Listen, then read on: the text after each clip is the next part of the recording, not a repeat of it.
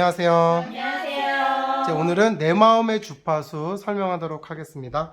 내 마음의 주파수 게임은요, 관역이 있거든요. 이 관역의 위치를 추적을 하는 거예요. 한 사람이 힌트를 주고 나머지 팀원들이 이렇게 어디일까 하고 추측을 해서 맞추는 게임입니다. 그래서 힌트를 주는 사람과 힌트를 받는 팀원들 사이에 주파수가 맞아야 되는 그런 게임이에요. 파티한 게임이고요. 이 게임을 준비하는 데는 정말 간단합니다. 이게 이렇게 들어있었거든요. 그래서 얘를 이렇게 빼요. 여기 카드 보이시죠? 네. 이 카드 그냥 쓰시면 돼요. 여기 보시면 좌뇌팀, 우뇌팀이 있거든요. 네. 근데 좌뇌팀, 우뇌팀도 사실 상관없습니다. 마음대로 이름을 정하시면 돼요. 그래서 이렇게 꽂아 놓으시면 돼요. 여기가 이제 점수가 올라가는 겁니다. 그리고 얘는 나중에 설명드릴게요. 요 연필 보이시죠? 게임은 어떻게 진행되냐 하면 첫 번째는 초능력자 단계. 초능력자가 누구냐면 힌트를 주는 사람을 말합니다. 네. 그리고 나서 초능력자 팀 단계, 문제를 맞추는 거예요. 세 번째가 상대팀 단계. 상대팀 단계는 초능력자의 힌트를 듣고 과연 초능력자 팀에서 잘 맞췄을까 잘 안 맞췄을까 요거를 판단하는 거예요. 예상을 해서 점수를 얻을 수 있습니다. 마찬가지로. 그리고 점수 단계. 요렇게가 한 라운드예요. 이게 끝나고 나면 따라잡기 규칙이 적용되지 않으면 상대팀이 합니다. 따라잡기 규칙은 뭐냐 하면 지금 우리 팀이 좌뇌팀이고 2점입니다. 그리고 상대팀이 8점이에요.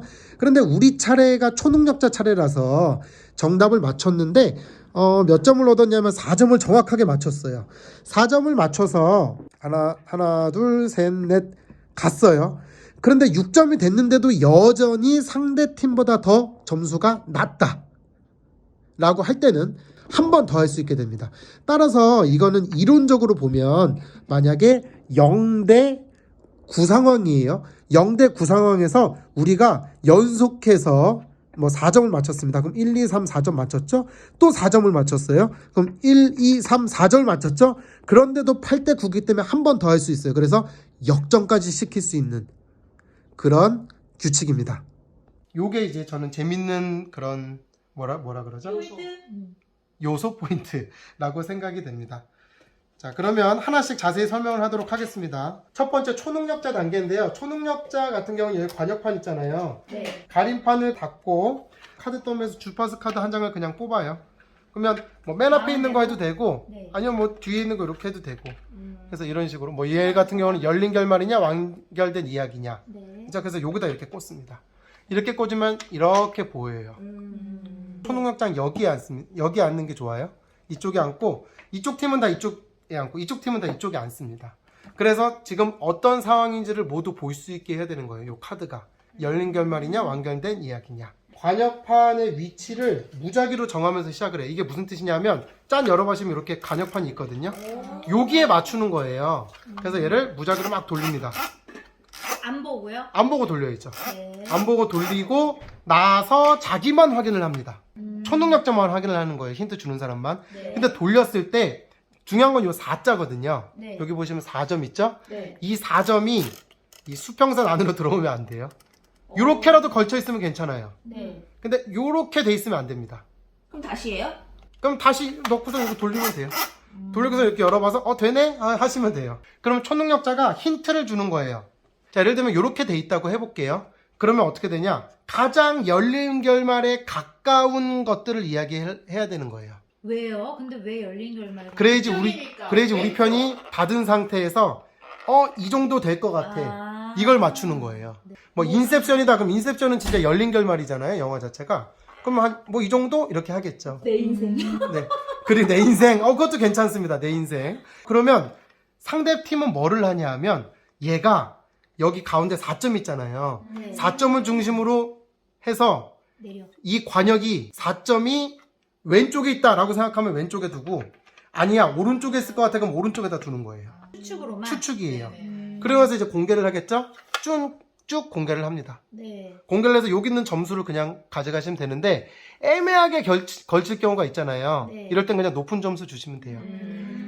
네. 그럼 이런 경우에는 어떻게 되냐? 자, 이렇게 애매하게 됐어요. 그러면 요 팀은 3점을 얻게 되는 겁니다. 1점, 2점, 3점을 가게 됩니다.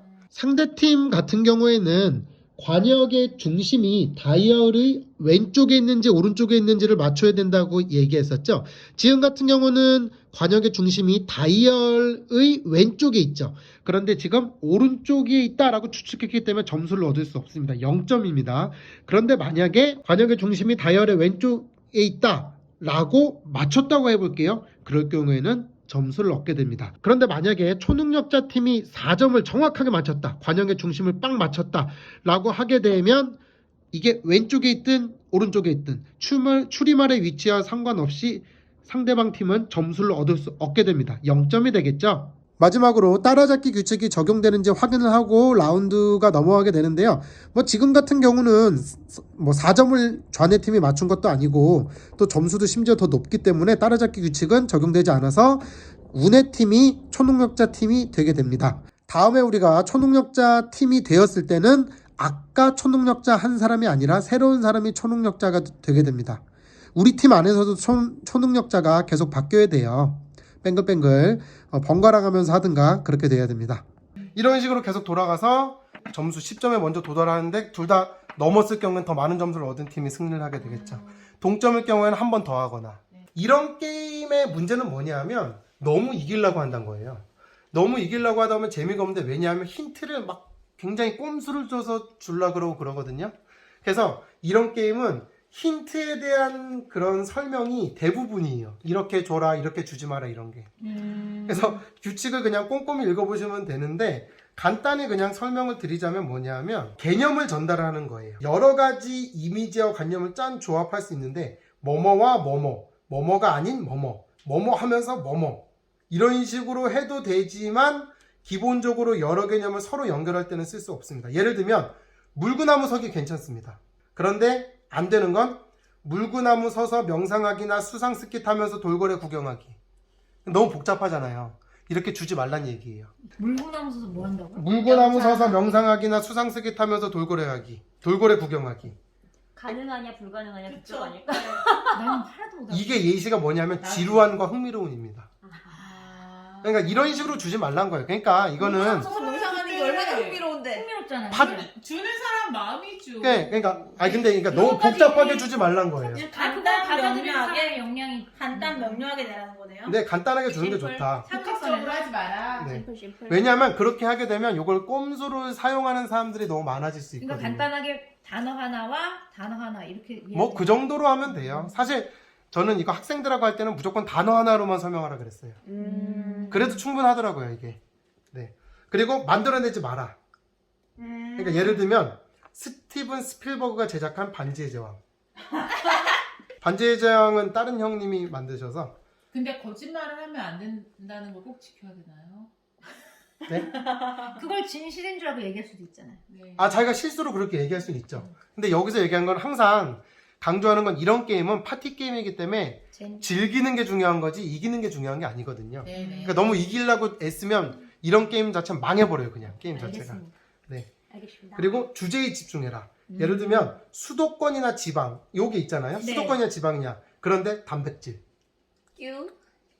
요거는 약간 말장난이잖아요. 말장난. 지방과 단백질 요렇게. 어머, 아이디어 뭐 인천이라든가 경주라든가 이런 거 괜찮지만 응. 단백질 요런 거는 좀 그렇죠. 위트 있는데요. 밑에 있는데요? 위트 있지만 이제 가능하면 요 주제와 관련된 거를 해라. 이겨먹으려고 하지 마라. 우리는 망했네요 그러면. 그렇죠. 카드에 적힌 단어를 직접 사용하면 안 된다는 거예요. 그건 당연하죠. 네. 그건 당연한 거죠. 네. 그래서 뭐 이제 예를 들면 열린 결말이다 네. 라고 하면 뭐 그 뭐였죠? 열린이 들어간 말이 열린 음악회. 그래요. 열린 음악회라든가 그런 것들을 쓰면 안 된다. 결말도 쓰면 안 되고 완결된도 쓰면 안 되고 이야기도 쓰면 안 뭐 되고. 해피엔딩 이런 게 안 된다는 거네요. 안 되죠. 엔딩이 결말이니까. 그렇죠. 그러니까 영어로도 하면 안 되겠죠. 사실 뭐 사과를 애플이라든가 이런 건 당연히 안 되겠죠. 네. 그리고 숫자는 안 된다. 숫자가 안 된다고요? 네. 그러니까 예를 들면 이런 건 돼요. 015B. 요건 돼요. 요거는 그룹 이름이니까. 근데 대신 79%. 그러니까 이게 뭐냐면 예를 들면 이제 여기가 7, 80년대냐 2000년대냐 요거를 할 때 숫자가 뭐 관련돼 있는 79%. 그러니까 이거는 진짜 꼼수잖아요, 말 그대로. 그러네요. 이런 식으로 하지 말란 거예요, 그러니까. 꼼수 쓰지 마라. 적절하게 숫자를 사용하지 네, 않으면 네, 되겠네요. 그렇죠. 일리하지 말고 꼼수 쓰지 마. 그래서 학생들한테 설명해 줄 때는 그냥 단어 하나로 하는 게 저는 제일 깔끔하더라고요.